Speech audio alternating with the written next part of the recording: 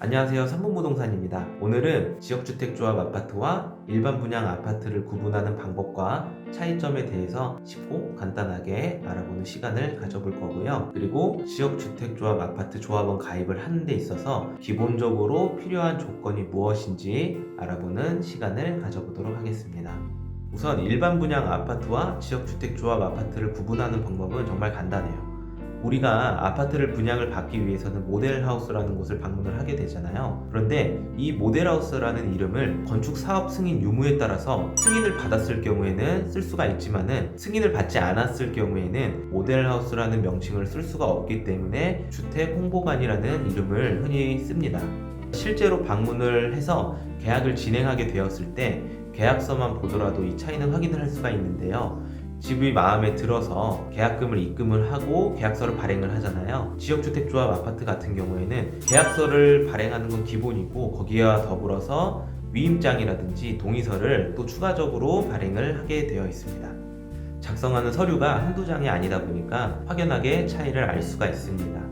그럼 지역주택조합 아파트와 일반 분양 아파트의 차이점을 확인을 해볼게요. 일단 여기서 확실히 알아야 될 점은 뭐냐 하면은 지역주택조합 아파트 같은 경우도 일정량 이상 조합원을 모집을 하게 되면은 일반 분양으로 전환을 하게 되어 있습니다. 일반 분양으로 전환을 하게 되면 일반 분양 아파트와 똑같이 청약 경쟁을 하게 되고 당첨이 되었을 경우에는 무작위로 동호수 지정이 되고 그 다음에 계약을 할지 말지 정하시면 되세요. 지역주택조합 아파트 같은 경우에는 매수자의 입장이 아니라 사업 추진을 함께하는 구성원이라는 개념으로 보시면 되실 것 같아요.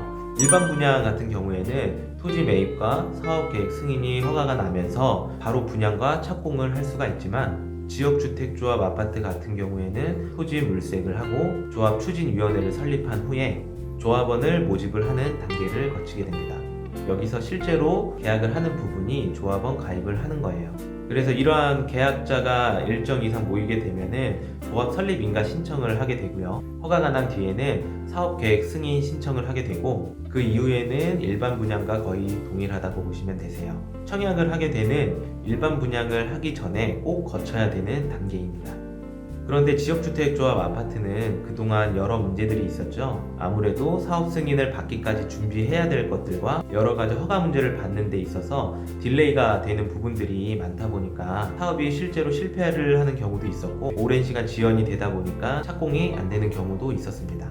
이럴 거면 일반 분양하지 못하러 지역주택조합 아파트 가입을 하느냐 이렇게 말씀을 하시는 분들도 계세요. 하지만 지역주택조합 아파트라는 이 사업 취지를 보게 되면요 생각보다 훌륭합니다. 국가에서 무주택자나 서민들에게 청약 통장 없이 아파트를 저렴하게 분양을 받을 수 있도록 도와주는 거라고 보면 되는데요. 지역주택조합 아파트와 일반 분양 아파트가 공통적으로 들어가는 비용, 그러니까 토지비, 건축비, 그리고 부대 비용 이런 거를 제외하고는 시행사 이윤이 별도로 책정이 되질 않고 사업 진행 비용에 대한 금융 비용이라든지 리스크 비용 절감을 할 수 있다 보니까 상대적으로 일반 분양 아파트 분양가 대비해서 저렴하게 분양을 받을 수가 있습니다. 하지만 실제 지역주택조합 아파트 같은 경우도 제가 이렇게 말씀드린 것처럼 쉽게 생각을 할 수 있는 부분은 아니에요. 앞서 말씀드린 것처럼 매수자의 입장이 아니라 사업 추진자의 입장에 있다가 보니까 준공이 될 때까지 이게 진행이 매끄럽게 되지 않다 보면은 시간이 딜레이 된다라는 부분과 또는 그 딜레이 된 부분에 있어서 추가 분담금이 발생을 할 수가 있고 그것에 대한 개인적인 스트레스를 받아야 된다라는 지역주택조합 아파트만의 리스크를 가질 수가 있습니다. 하지만 최대한 빨리 착공을 한 다음에 준공을 하게 되면은 아무래도 일반 분양 아파트보다 더 저렴한 가격으로 분양을 받을 수 있다는 장점이 있죠. 그러다 보니까 시간적 금전적 여유가 조금이라도 더 있으신 분이 아무래도 유리할 수밖에 없는 상황일 수도 있습니다. 지역주택조합 아파트가 마음에 들어서 조합원 가입에 예정이 있으신 분들은 아무래도 그 현장에 대한 정보를 정확하게 판단을 하고 습득을 한 다음에 계약을 진행을 하시는 게 좋으실 거예요.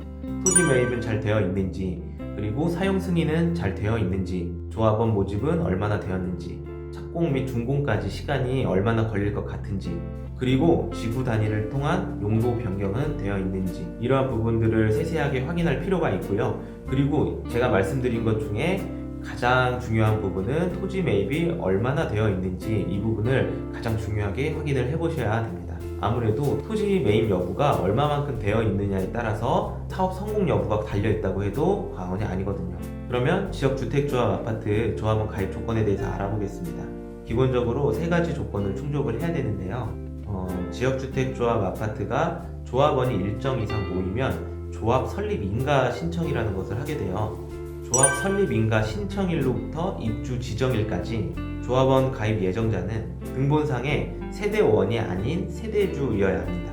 그리고 그 세대주가 무주택자 또는 전용 면적 85제곱미터 이하의 주택을 한 채까지만 소유하는 게 인정이 되고요. 물론 만약에 세대원이 집이 있다고 하면은 그것 또한 안 됩니다. 그리고 조합원 모집을 하는 지역에 6개월 이상 거주를 하셔야 되세요. 그리고 투기과열지구 같은 경우에는 1년 이상일 수도 있고요. 조합원을 모집하는 아파트마다 이러한 조건이 조금씩 차이가 있으니까 계약을 하시기 전에 확인을 하시면 되세요.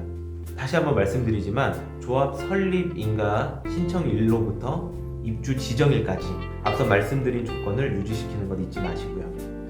그러면 오늘은 지역주택조합 아파트와 일반 분양 아파트의 차이점과 지역주택조합 아파트 조합원 가입을 하는 데 있어서 기본적인 조건을 알아보는 시간을 가져봤어요. 많은 분들이 큰 돈이 들어가는 만큼 정확하게 알아보시고 내 집 마련을 안전하게 하셨으면 좋겠습니다. 끝까지 영상 봐주셔서 감사합니다.